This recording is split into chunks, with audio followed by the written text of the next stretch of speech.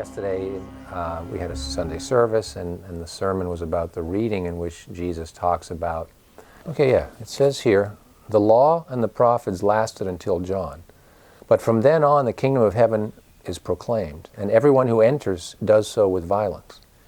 It is easier for heaven and earth to pass away than for the smallest part of a letter of the law to become invalid. So, I think it's interesting. I definitely relate to the idea that there is a law, and today we're going to be talking about karmic law. And then also, I'm going to discuss what I have experienced in terms of following the teachings of Christ, which I differentiate from calling myself a Christian, from following truth and love, that it is possible to be liberated from the karmic law. And that's the arrival of grace and forgiveness as a sort of a next, or the new covenant, as it were. I believe the law of karma still is in effect. However, there is a way to participate in love and forgiveness, which will save you a lot of time and energy. The premise for what I want to talk about is very simply the responsibility that I feel human beings are granted. And this is a very common thing that I hear people saying things like, well, if there is a God, how could God allow such suffering in human beings? I do not relate to that. I think that, I understand if somebody is suffering, or someone of their loved ones is suffering, and they can't make sense of it, and they turn to God and go, this can't be a universe that's governed by a loving being because look at the suffering. I think that's, I'm going to just kind of lay it out there. I think that's an unempowered perspective.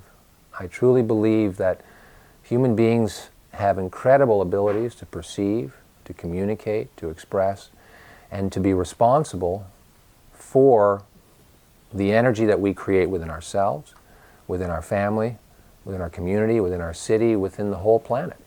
That we have the ability, we have the consciousness to live in peace and in harmony. What's the challenge? Getting along.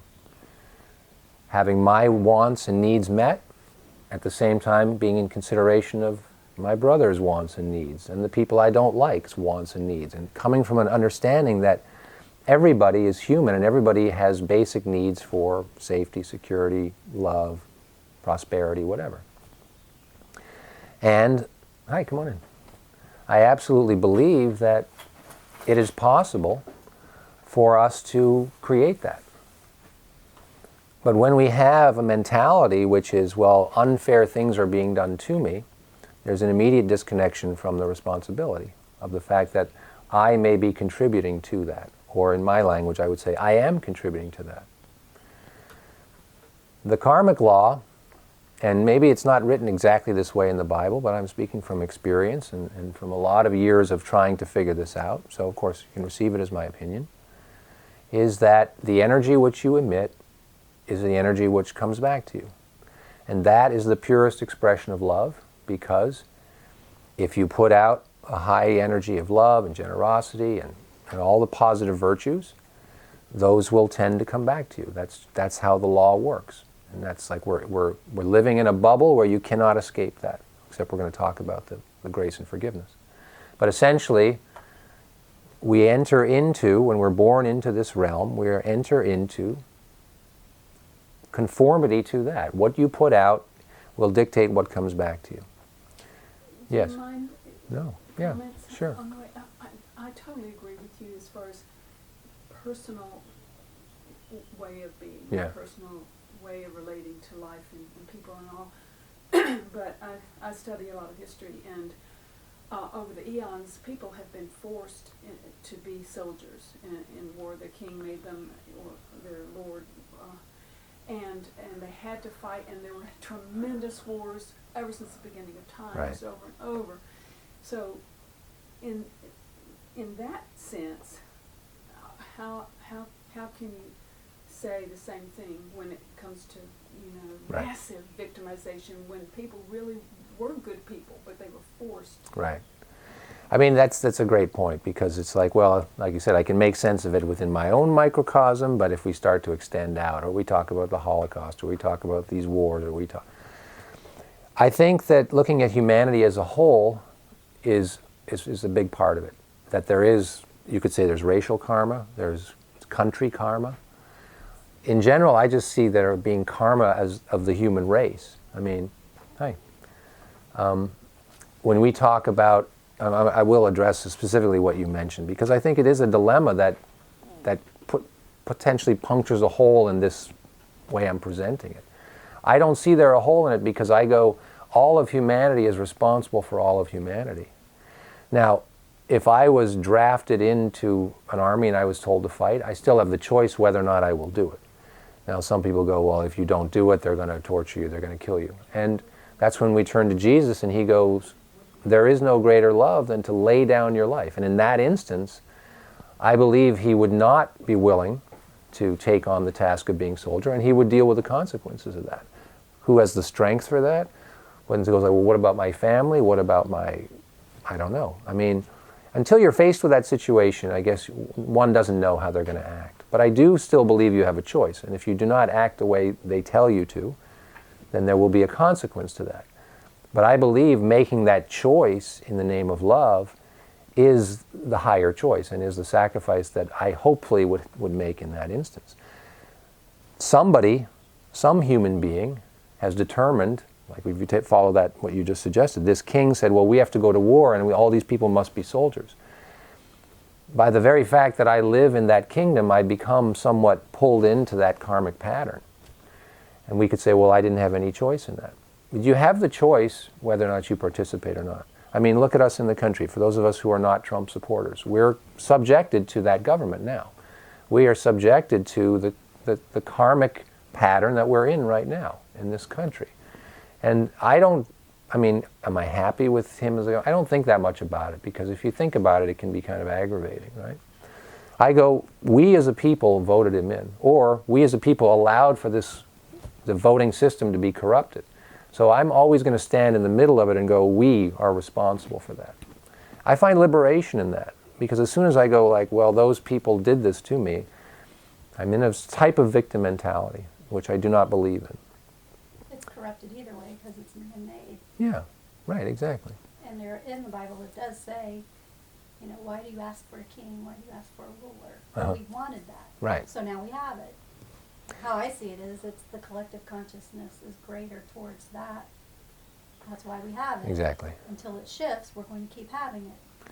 Sometimes when you see what you have, you decide you don't want it, and then it goes back the other way.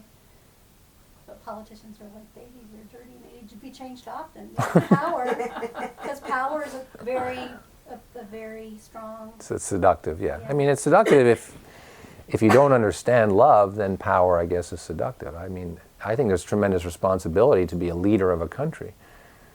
So, anyways, I don't want to get into talking about Trump, but I do think that, you know, when you become super honest and you really are aware of responsibility, you can begin to see why these situations occurred, things that we call human atrocities or these wars or something. I mean, the essence of it is, I don't like these people, so I'm going to kill them, you could say, right? I mean, that to me is just, it's unfathomable on one level. To go, these are my brothers and sisters on this earth. How is it that I can determine that we should kill them? I mean, it doesn't make any sense when you have a certain consciousness, but it's very pervasive on the earth. I mean, even... It's because they don't call them our brothers and sisters. Well, yeah, They call right. them the infidel or the... Yeah, the consciousness... The extremist or the whatever to make it dehumanized. Mm-hmm. Yeah, the consciousness is... It comes from a place of fear. Yes. Fear of safety for most people. Yeah.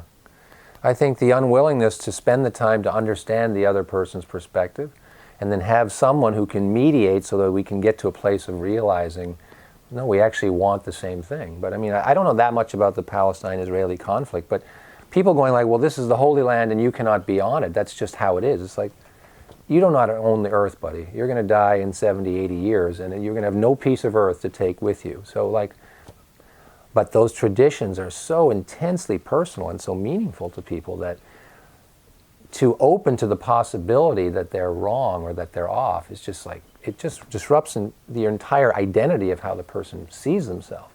And that's really threatening. You know, I mean, this whole mystical journey does threaten the concepts that I have about how I see myself. We're taught, or I was taught as a priest, that we are nameless wanderers, global citizens. So I don't relate to being, you know, I mean, of course, I'm a white man born in Canada, living in the U.S. I mean, on one level, but I don't go like, I'm an American citizen or I'm a Canadian citizen, I got to wave the flag for that country, and, you know, like, it doesn't mean anything to me. I don't care. I don't see it that way. You're a free-range chicken. Basically, I'm a free-range chicken going, I've got a responsibility anywhere I plant myself to try to radiate something that is helpful. You know, whether I'm in Istanbul or I'm in Australia or I'm in frickin' Canada. It's like, I do not plant a flag and go, I mean, I think God allows me to have a house that is my personal space, you know, but also, even if I own that house, I'm not taking it with me. I want to be responsible for the energy I put out. And I think that the reason that people are suffering, and to a lot of degree, to a high degree, is that we haven't reached that place of that intense level of responsibility. And so people wake up one day in a situation that's difficult, and they start looking around for somebody to blame for it.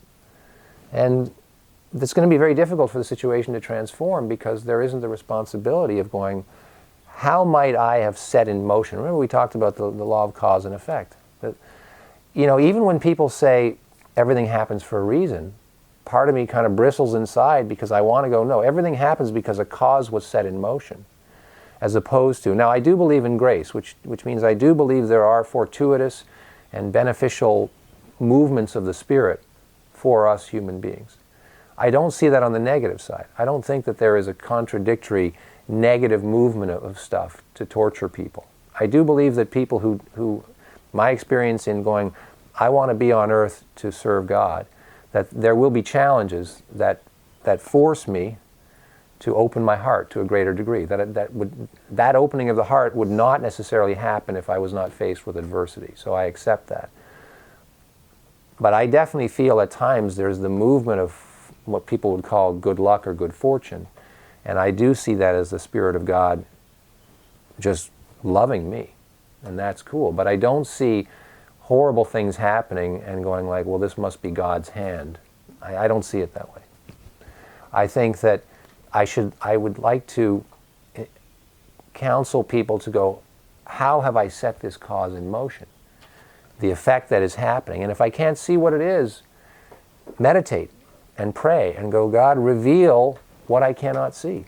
There's so many passages in the Gospels where Jesus heals people who were blind. I mean, probably at least 3 or 4, which to me is symbolic of, as you walk the path, your sight is continually opened, that you may see things which prior you could not see. And it's very empowering to begin to see those things, because then you go, well, now that I see it, I can begin to alter my behavior and stuff. Or there's the other direction, which is, no, God is off, the Christians are weird, the Muslims are violent, the Jews are too selective, or whatever it is. I come up with all these reasons why everything is wrong. And then I develop my own spirituality, which keeps me and my ego, you know, I'm not saying it's all bad, but I don't take the full responsibility, so I never get the full liberation. Yes? You said that we're responsible for our energy, Yeah. and I agree with you. But what if we're really low energy, and should we just not go out in public? Because that's really, you know, Yeah. the Difficult. But you know, that's giving our energy to others. Well, okay, so I think that's a reasonable question. If I'm feeling low energy, last week we talked about the cycles, the rhythm that happens, and I do think there are times where we go up and we go down. Now, if I'm just in a natural phase of a little bit of a low energy, that's different than, say, if I'm depressed or if I'm in a dark kind of period. Should we not go out? I mean, That's not negative, though. yeah, right. Yeah, you could just sort of be feeling a little tired or a little bit like, I mean, when cold weather comes in, I do feel more tired. When it's darker at 5 o'clock or whatever, I do feel more tired and less desire to go out. And I think that actually supports greater spiritual introspection. It's like the season gives you more opportunity to work inwardly because it's more fun to be out at 8 o'clock in the middle of June or July, right? What is somebody to do? I mean, it's very difficult to make that assessment without knowing the circumstances of the particular person on that day. Because I don't believe the path is about rules. I believe the path is about guidelines and energy, and it's the living process, the living word. So if I'm feeling low energy today, I'm going to sit in meditation and go, what's going on today? I'm not going to turn to my book of rules and say, well, because I'm feeling low energy, this is what I'm going to do. I'm not saying you're suggesting that. Yes, sir. I think one of the things that's important is to realize that there's this illusion of separation that exists between us. Right. Until we start actually deal with that on a feeling level, then everybody's kind of like in their own bubble, in their own world. But when we come together in groups like this and we actually talk about that low state that you were referring to, that we all go through, then there's a certain energy that gets generated in the middle of talking about that, because we're addressing the problem from a group standpoint. Ultimately, what do we all want to be? We want to be happy. If we all come from that aspect, we can all start to relate from there, right, and create a certain energy Right. between us that allows something else to be revealed between us, because there's an aspect that everyone has. Everyone becomes important. Everyone becomes a part of the whole in the discussion. And so when we can engage in conversations like that have an elevating effect on all of us, then we can actually draw that light into ourselves. But then at the same time, all we want to do is just share it with other people. I mean, it's a profound point, and I appreciate you speaking up, because now, see, what's challenging to me is like, yes, there is something that unites us all, but at the same time, we all have our own body, so there is a separation that is true. I don't like the spiritual teachings that go, okay, we're all one, because people don't experience that. They go like, energetically, I think I know what you mean, but the consciousness has to grow to a place where I care as much about you and you and you as I do about my real birth brother and sister. Like, I can't go, these people are more important. I mean, I may have a special relationship with my wife or with my mom, and I honor that because there's more history and more love. But there's never a point where I'm entitled to diminish your needs or your desires or your thoughts or your feelings because of how far away you are, because you're black or you're white or you're Asian or you're Muslim. I mean, I don't believe in that. Is it hard? Yeah, it's hard because sometimes people do things differently, and it's just, it's like, I remember when I was a kid, I'd go to somebody's house and the smell of the house could be like, it smells a little weird in here. So what's the temptation? The temptation is to get kind of closed and go like, well, I'm not sure I like these people because their house smells of weird, foods. That's just something they have to overcome. You just have to go, okay, that's how they make their food there. What's the big deal? But there is kind of a visceral and emotional reaction to that. And I think we need somebody to teach us. Like, ideally, I'd go home to my parents and I'd say, oh, I went to their house, but the house smells weird. And they're like, you know what? Don't go into that. They make food that way, and they would teach me, and they would correct it, and they would implement a belief system that's like, you're not allowed to criticize those people because you don't like the way they smell, or because the woman wears a dress that doesn't look like how people dress here. I believe that that's really important, that we have to teach our kids right from the beginning that you cannot separate from people because of these nuances that you don't like. Yeah, they're different, culturally different. So I really appreciate you bringing that point up, and that's why I love these kind of discussions where we're all striving to go, okay, I understand it, how do I implement it? And if we can get 7 people today to walk out going like, yeah, we're all connected on some level. We all have the hopes and needs for love, for purpose, for happiness. But we have to take responsibility at a very high level. So let's now sort of shift the discussion to, why did Jesus come, and how did his mission lead to a way to sort of get off the wheel of karma? So imagine, I believe that since we don't really have this level of responsibility permeated through all of society, we have a lot of people who are continually accruing difficulties, in some cases not conscious of how their actions, people might be very righteous in doing things that they think are right, but they're actually, the energy that's driving it is off.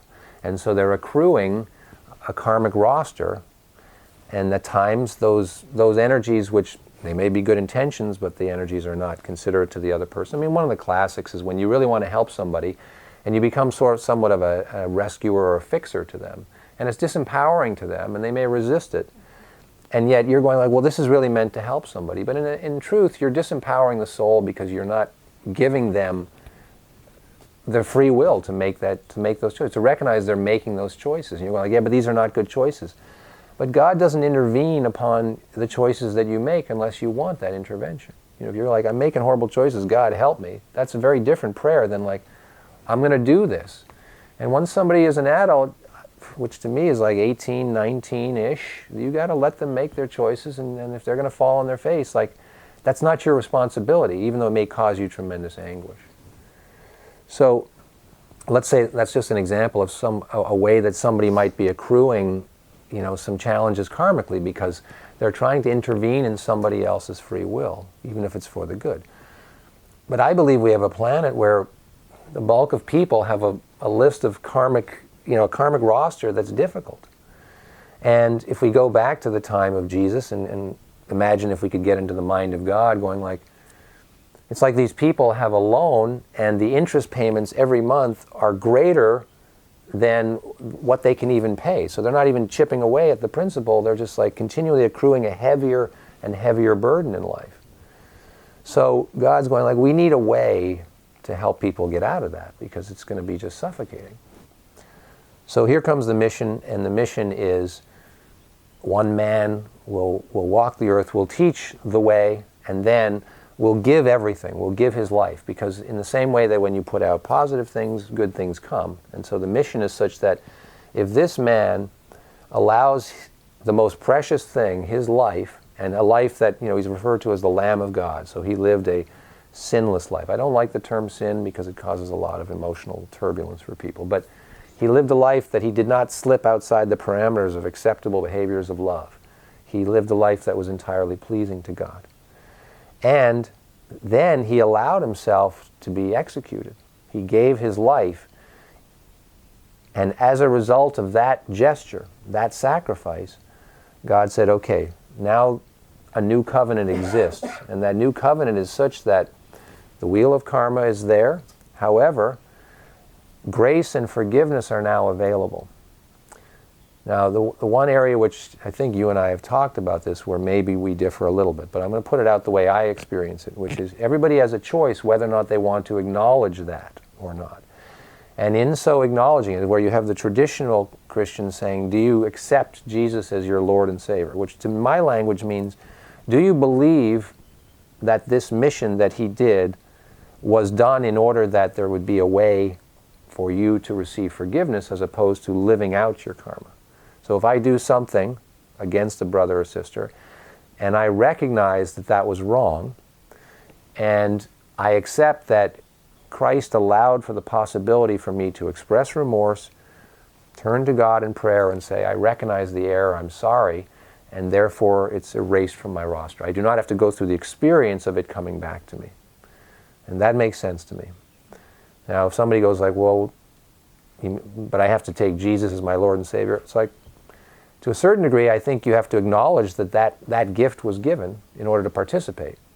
Primarily, what I see as the necessary is that you have to see it, you have to express remorse. There has to be a sense of remorse for what you did. If there's a justification for what you did, then I would imagine God going like, okay, that's your choice, but the choice is still a transgression against somebody, so that transgression is going to have to come back at you so you can understand what it feels like to be the recipient of it. But consciousness can allow us to recognize, oh, no, I can feel what it would be like to be the recipient of that. And this is why prior to baptism in the mystical path, we do a whole life retrospection. Because we're looking to find those places that we have not yet come to that realization. We're looking to find out places where we were wronged and we have not yet forgiven the other person because we're holding on to some grudge, and it can be very subtle.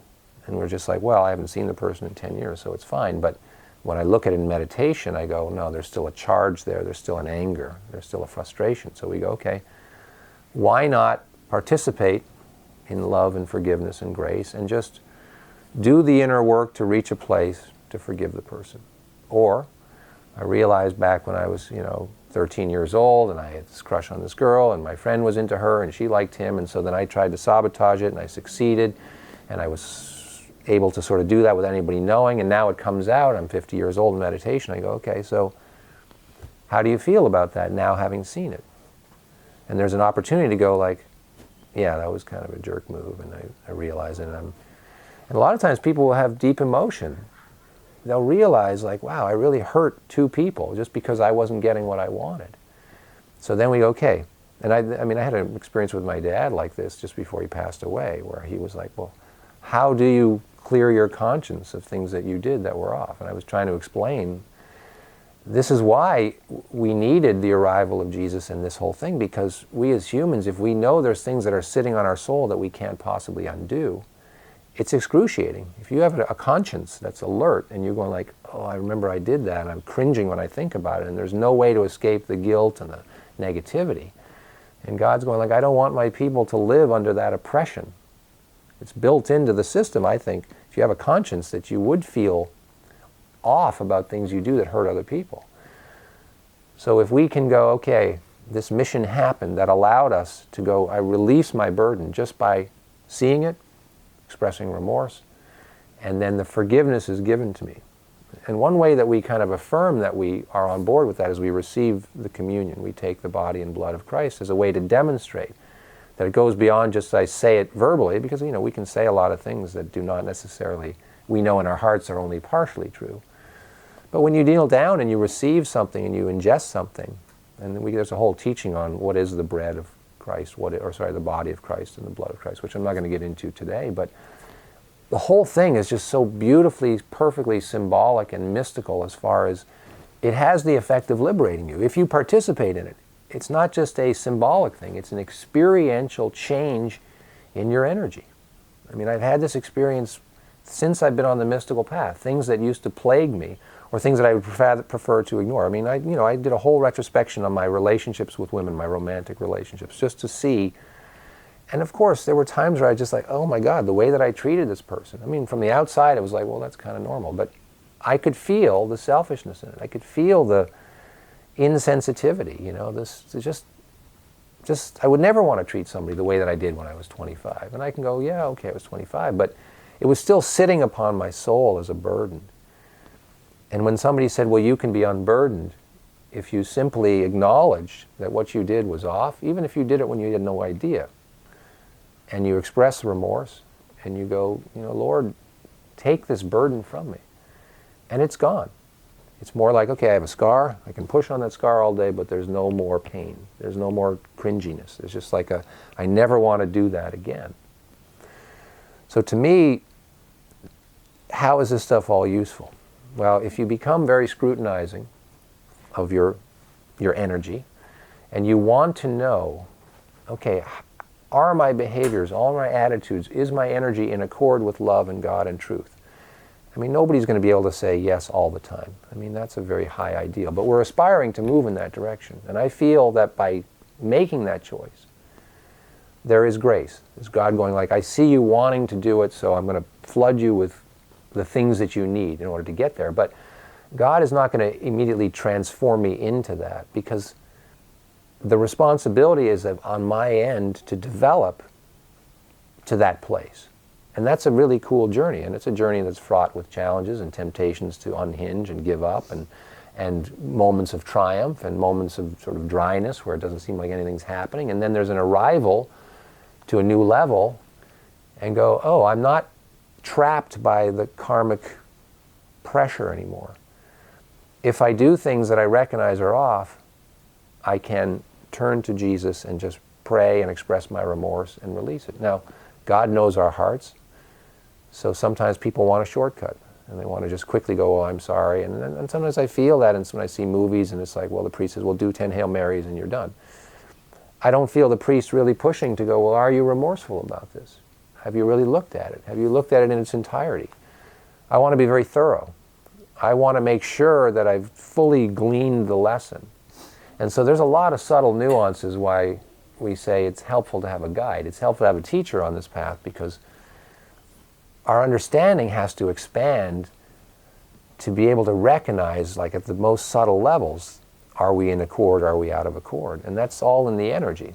Somebody who's been trained in being able to read the energy, which I feel a real priest has been trained in that. When I say real priest, not just somebody who's gone through a seminary and is ordained because they finished an academic program, but somebody who has been brought through a consciousness-raising process.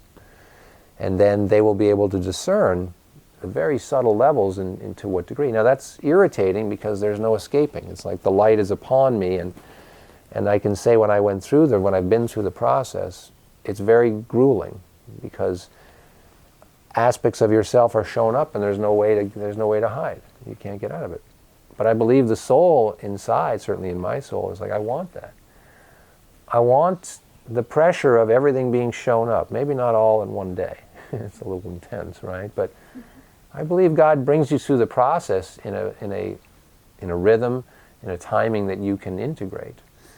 And maybe your prayer is, I want to go as fast as possible. So God goes, okay, well, it's going to be hard for 2-3 years, and then it's going to sort of ease in, and you'll be settled in this new consciousness. Which is, what you were talking about, Tish, as far as, okay, now I'm in this consciousness, and maybe it's hard to understand why, well, what can't you see, or however we phrase it. Yeah, it's painful to watch people, still justified in, okay, I'm okay with the way you said it here, here, and here, but no, when we get to the place of the soldier or the Hitler or this and that, no, I can't stay with you. I'm like, okay, well, either you go, I want to get there, or I go, that's where I stop, and I go, this is what I believe. It's up to you where you want to go. I want to get to a place where it's complete and thorough. I've always wanted that. So that's sort of the essence of what I wanted to share. I think there's a lot of, very evolved people, so let's talk and, yeah. Well, if your father were beating you now, Yeah. you would still just say, I love you. Well, in that moment, probably not. And it's not that I would not prevent him from doing that. I mean, if you're talking about, okay, I'm 53 and my dad is trying to physically assault me, is that sort of, yeah, I mean, I would definitely, stop that physically. I wouldn't be trying to inflict harm back. I would just try to sort of neutralize it. But I would have to go later on, like, how did that come about? Like, what caused a set in motion that led to that effect? Certainly. Yeah, but in terms of forgiveness and love anyway, that's really hard to do. It is hard to do. I agree, but it's not impossible. Use the word challenging, it'll be, Challenging. it means it can be. Yeah, but any energy, still the energy is like, how can I make sense of this to get to a place where I can forgive? I would recommend that pick a difficult situation, maybe not the hardest one, and try. And if you hit a wall, seek out somebody and go, okay, this is as far as I got. Because I told you that I was sexually molested by my father. So some people will just go like, that's it. I can't go anywhere past, like, that's just the most heinous thing. But that was not good enough for me because it did not liberate me. Because I can't sit on the idea that I'm going to hate this man for all my life, So the teachers gave me a process. How do I get to the other side? How do I get to a place of, even if it was just like, how do I get to a place of neutrality where I don't have any animosity towards it? And they explained how to do that. And, it was a daily grind. I'd sit in meditation in my house on my couch. I'd reach a certain point, and then I would just fall on my knees and pound the couch, just screaming, and it was, it's so angry. And I would tell them that. They're like, well, just keep going until you might probably get tired of that at some point, and then see where it goes next. Now, some people might go, I did that 10 days in a row, I'm done. And I was like, no. They said keep going until. This is not easy stuff, but eventually things became revealed to me because the anger was kind of extinguishing, and I realized that expressing that anger did not help much. It kind of tired me out. I'd sit back down in meditation, I'd feel exhausted, and I didn't feel good that evening. But eventually that process of having to pound the couch cushions kind of subsided, and there was less anger, so I was able to see the next level, whatever that was. In other words, they were saying, well, try to get to a place where you can understand why that was an experience that God allowed to happen. And I did not turn against God, going like, well, what kind of God would allow that to happen? Yeah. Also, another point to keep in mind as far as forgiveness is concerned is, because we all have these different scenarios that have come up in our lives. The question is, what is it that created that person? Because we have no idea what they went through. Yeah, that's right. And so there's a lot of space and forgiveness there because, we can all pull scenarios out of our own lives and say, wait a minute, this person was putting me through this, but I didn't even stop to consider what created them. Mm-hmm. And then maybe if you go and question, well, what was it like when you, and then all of a sudden they start to tell you all these different things that you had no idea happened to them. and then there's a release that just happens in that moment because they become the circumstances that they went through created the person that maybe we felt inflicted something on us. Mhm. So there's a lot of space there. I definitely agree with that, and that was part of the process of recognizing, the abuses that my dad suffered. Now, I don't think that justifies then acting them out. However, people can't control themselves. I recognize that. Anybody who's been through any kind of addiction, they go, I don't want to be addicted, but I can't stop it. Well, we can, but it's hard. And so that was a big piece of what allowed me to see my dad as somebody who couldn't control his sexual appetite and probably wasn't getting what he wanted in his marriage, so then he turns it another way, but because it's such a heinous thing, he has to turn it into a violent act. I mean, there's so many ways that you can start to see it. Still does not excuse the behavior. So the one piece was, to me, that sort of was hanging me up a little, was like, okay, I can see that, I can have some compassion for that, even though I don't think it's justified, but he wasn't able to control it. But why did I have to go through that? Why was I the recipient of it? Because that was the piece that I needed to know.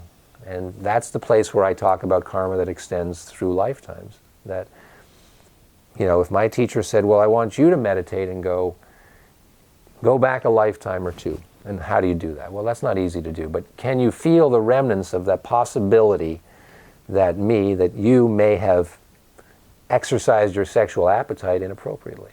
Is that a possibility? And when I did that work, I mean, this is very personal stuff, but I share it with you because it was liberating to me. Now, some people will go like, well, that's ridiculous, and how can I ever know, and now you're making it my fault. It's like, no. If I set in motion, because let's go back a lifetime, and let's say I was one of these people that just felt, yeah, I can take from people sexually if I want. So then I come into a life where that's done to me, and I recognize, it cripples you for the rest of your life to a certain degree. You're never going to be back to normal. I think you can get back to a place where it's like, the parts that were not properly developed are functioning. But that actually made sense to me. And I could feel it, and I could see it, and I explained it to them, and they say, yeah. So look at it from that perspective. Now, you talked about, John, that once I saw the compassionate view, something was released. That's true. When I saw that I had likely been a victimizer or a predator in prior life, because I hadn't done it, and I know I hadn't done it in this life, then I went, that released it. Because I went, okay, I had to go through that, and did I learn the lesson? Yeah, I definitely learned the lesson. How do you know about your past lives? Yeah, right. So that's the mystical side of this path, is that the information is accessible, but one needs a guide, one needs a teacher, one needs a process. But it definitely is possible. I mean, I know from living experience. Somebody has to seek out a teacher and develop the trust with them, and then do the work. But absolutely, because the end result is the liberation. I mean, I got to that point, and then my dad and I had a decent relationship. I mean, he never owned anything on that level, and I can understand that. I mean, how do you get on the phone and go like, yeah, I molested you? I mean, how do you hang up the phone and go, I'm a decent human being, right? I think there's a lot of implements in place that prevents a lot of people from ever acknowledging that. Not to mention the fact that you can go to jail for it, even 30, 40 years later. So I wasn't hung up on him owning stuff. But we actually had a decent friendship afterwards. I had no animosity towards him because I accepted the responsibility. I believe in God's way of teaching me, even though it sucked bad, But I'll never do that kind of stuff again, and I'm free. I really am from that piece.